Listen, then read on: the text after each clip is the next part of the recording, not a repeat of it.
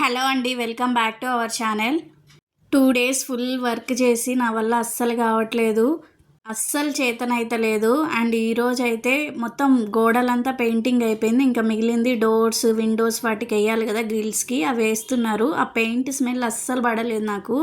Full headache, vomiting sensation వచ్చేసింది. Paint smell అంటే normal సున్నందైతే అంతగా అనిపించలేదు కానీ ఇవి డోర్స్‌కి ఎనామెల్ పెయింట్ అవి వేస్తున్నారు. అవి అస్సలకి సెట్ కాలేదు నాకు. హెడ్ఏక్ వచ్చి వామిటింగ్స్ అవుతున్నట్టు ఉన్నింది. లంచ్ కూడా ఏం ప్రిపేర్ చేయలేదు. ఎవరు లేరు, ఎవరి పాటికి వాళ్ళు బిజీగా అయిపోయారు ఈరోజు మా ఇంట్లో. నా ఒక్కదానికే ఇంకెందుకులే చేసుకోవడం, అట్లానే ఉండిపోదాం అని అనుకున్నాను కానీ కరెక్ట్గా 1:00కి గంట కొట్టినట్టు అయిపోయింది కడుపులో.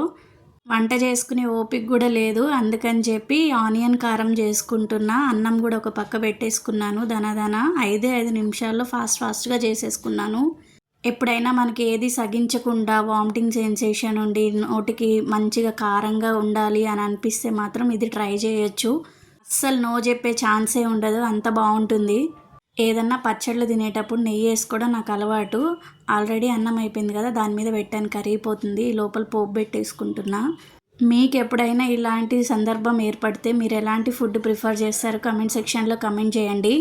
ఇలాంటి వాటికి ఆమ్లెట్ వేసుకున్నా కూడా చాలా బాగుంటుంది కాంబినేషన్. కానీ ఇవాళ ట్యూస్డే కదా, మేము నాన్ వెజ్ తినం ఇంట్లో, అందుకని చెప్పి ఓన్లీ వెజ్జే.